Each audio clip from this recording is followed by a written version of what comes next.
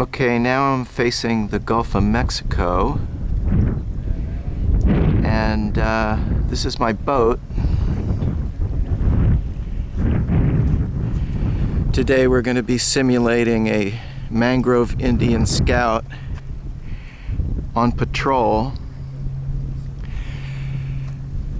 The mangrove Indian scout is probably going to be expected to at least patrol 10 miles and probably bring home a manatee in order to satisfy the women. So this is a typical boat that can hold plenty of gear. It's got a compartment up there that could even hold a large snook or a redfish, maybe a few of them. Plenty of gear in case run into a situation where you might have to hide from the Spanish overnight.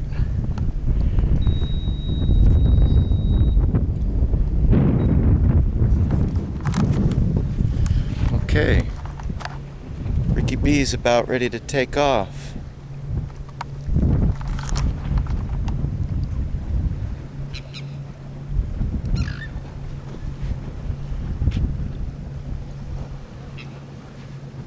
Manatee River over there.